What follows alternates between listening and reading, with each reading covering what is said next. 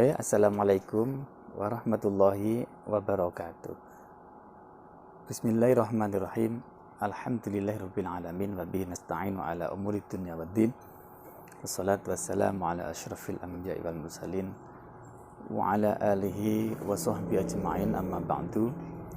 Fala haula wala quwata illa billahil aliyyil azim. Saya masih akan mengulangi lagi terkait tentang bagaimana hubungan antara syariat, thariqat, dan hakikat.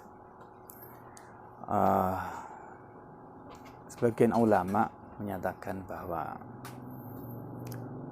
man tasyarru'a wa lam yatahaqqaq faqad tafassaqa. Barang siapa yang hanya mengamalkan syariat saja tanpa disertai dengan hakikat, maka dia jadinya orang fasik. Sebaliknya, wa man tahaqqaqa wa lam yatasyarra' faqad tazandaqa. Barang siapa yang hanya hakikat saja, tidak disertai dengan mengamalkan syariat, maka jadilah ia kafir zindiq. Atau dalam ungkapan lain, man tafaqqah wa lam yatasawwaf tafassaqa. Barang siapa yang hanya berfikih saja tapi dia tidak bertasawuf, maka dia jadinya fasik. Bagaimana gambarannya?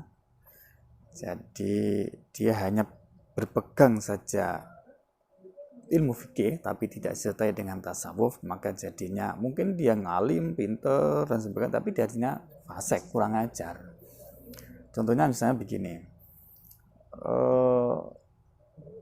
orang laki-laki memandang orang perempuan bighairil hajah, tanpa kebutuhan apa-apa secara syar'i, itu hukumnya haram. Laki-laki mandang kepada wajah atau bagian tubuh dari perempuan, haram. Pertanyaannya, bagaimana kalau tidak memandang langsung tapi dengan menggunakan cermin? Jadi perempuan di sana dilihat dari cermin, bagaimana hukumnya? Secara fikih nggak masalah, karena yang dilihat adalah cermin secara fikih. Tapi masalahnya, menurut ilmu tasawuf, sekalipun itu secara fikih boleh, tapi itu kan mengganggu hati, bisa mengkotori kepada hati. Jadi secara tasawuf jelas haram, nggak boleh. Jadi jadinya kalau orang hanya berpegang pada fikih saja tanpa tasawuf, jadinya kurang ajar seperti ini. Ngintip orang pakai cermin, kurang ajar. Jadi fikih dibenarkan, tapi secara tasawuf jelas tidak benar, maka jadinya orang fasik. Nah, sebaliknya, ada orang yang berpegang teguh kepada hati, kepada hakikat, tapi tidak dibarengi dengan fikih, ya jadinya zindik, kebatinan. Jadi misalnya orang sholat tujuannya itu adalah untuk mengingat lidzikri, jadi aqimus sholat lidzikri, dirikanlah sholat untuk mengingat kepadaku, kata Allah. Kemudian dia hanya mengingat saja, cukup bersemadi mengingat kepada Allah, dikiranya itu sudah membebaskan diri dari kewajiban sholat. Jadi ya nggak benar juga, jadinya orang menjadi orang kebatinan, zindik jadinya. Jadi intinya bahwa orang yang ingin menuju kepada Allah mesti menggunakan syariat, mengamalkan semua perintah Allah dan menjauhi larangan Allah. Tapi jangan lupa hati dan perasaannya harus ditata secara hakiki, itu sebetulnya bagaimana. Jadi maka fa'awwalu wajibin alal mukallaf itu ya syariah. Pertama yang wajib dilakukan oleh orang mukallaf itu ya syariat. Tapi wa man amila bisyariah sahala bi anillahi ta'ala ad-dukhul fi abwabil mujahadah. Barang siapa yang terus-menerus mengamalkan syariat itu, maka Allah akan memudahkan baginya untuk selalu mujahadah dan riyadhah untuk menuju kepada Allah. Yang inilah yang dimaksud dengan thariqat. Nah, nanti kalau itu diamalkan terus-menerus, maka akan menuju sampai dengan sendirinya kepada hakikat. Jadi wa man amila biha Dzaharalahu nurul hakikat. Dari barang siapa yang mengamalkan hakikat ini dengan menghajar nafsu, maka dengan sendirinya nanti akan sampai kepada hakikat. Bahkan Syekh Abu Matian di dalam hikam itu dia berkata begini, maniktafa bita'abbuduna fikin kharaja wa bada'a. Barang siapa yang hanya cukup ibadah saja kepada Allah tapi tanpa dibarengi ilmu fikih, nanti pasti dia keluar dari kebenaran. Ibadah tapi ngawur, nggak ada aturan fikihnya. Wa bada'a, dia pasti menjadi orang yang bid'ah. Jadi melakukan ibadah tapi tidak sesuai dengan tuntunan yang disyariatkan oleh Kanjeng Nabi, oleh Allah Subhanahu wa taala melalui para ulama-ulama yang muktabar. Jadinya ya bid'ah. Tapi sebaliknya wa maniktafa bil fikih duna wara'in ikhtara wa khada'a. Barang siapa yang hanya cukup dengan ilmu fikih tanpa diberi dengan wirai, menata hati, zuhud, ya maka dia tertipu. Dikiranya dengan ilmu fikihnya itu dia sampai kepada Allah, padahal dia tertipu, tidak sampai kepada Allah. Karena itulah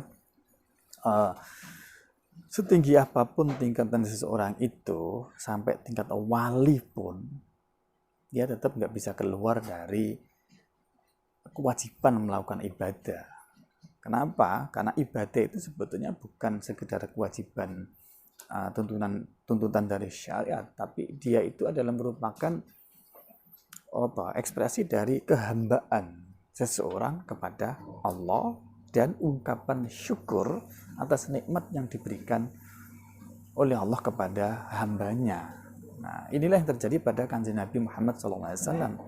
Bagaimana Kanjeng Nabi itu yang sudah dijamin masuk surga, dipelihara dari dosa, dijamin dosa yang dulu maupun yang akan datang sudah dijamin akan diampuni oleh Allah. Tapi beliau Kanjeng Nabi itu ibadah malam siang sampai digambarkan kakinya itu bengkak. Sebagaimana dalam hadis itu kana yusolli hatta tatawarrama qadamahu. Kanjeng Nabi itu sholat terus sampai bengkak kakinya. Kemudian ditanyakan kepada beliau, baik Kanjeng Nabi, bukankah baginda sudah dijamin dimaafkan, diampuni apa dosa-dosa yang sudah lewat, wa ma ta'akhir, dan dosa-dosa yang akan datang?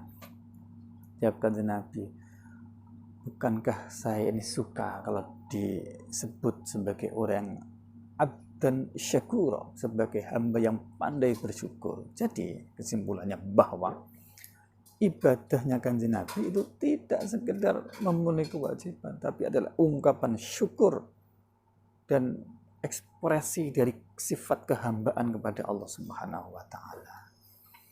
Nah, seperti itulah mestinya kita. Jadi kita ibadah bukan sekedar itu tuntutan kewajiban orang mukallaf kepada Allah, tapi itu adalah ungkapan syukur karena kita selama ini sudah mendapatkan kenikmatan Allah Subhanahu wa taala yang tidak terhingga, yang tidak bisa dihitung. Wa in ta'uddu ni'matallahi la tuhsuha. Andaikan kita menghitung nikmat Allah, tidak pernah akan bisa menghitungnya, dan atas itu semua kita bersyukur melalui ibadah pengabdian kita kepada Allah Subhanahu wa taala, melakukan semua perintahnya, menjauhi semua larangannya. Dalam ayat lain misalnya, wa ma khalaqatul jinna wal ins illa liya'budun. Tidaklah akan kuciptakan jin dan manusia pada akhirnya kecuali nanti disuruh untuk illa liya'budun, untuk menyembah kepada saya Allah Subhanahu wa taala.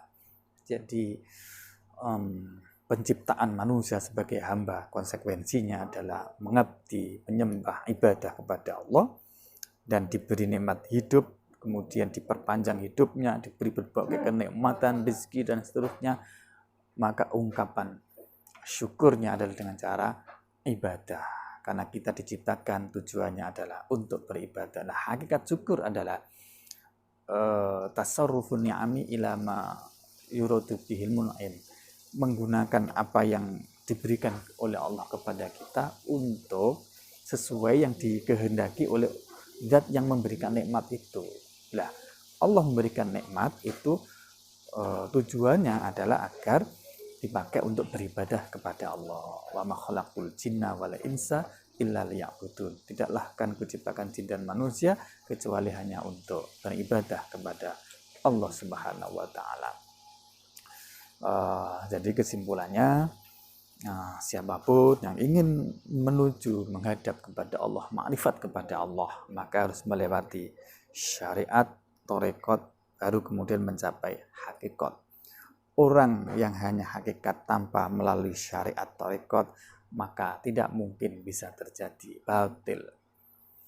Nah, sebaliknya orang hanya syariat saja tanpa torekot kemudian tanpa hakikat, maka orang ini akan tertipu. Dikiranya sudah baik, dikiranya sudah sesuai dengan kehendak Allah, tapi ternyata jauh dari yang dimaksudkan, diinginkan oleh Allah Subhanahu wa taala. Dan itu ada pada hakikat pengabdian sebagai hamba Allah Subhanahu wa taala.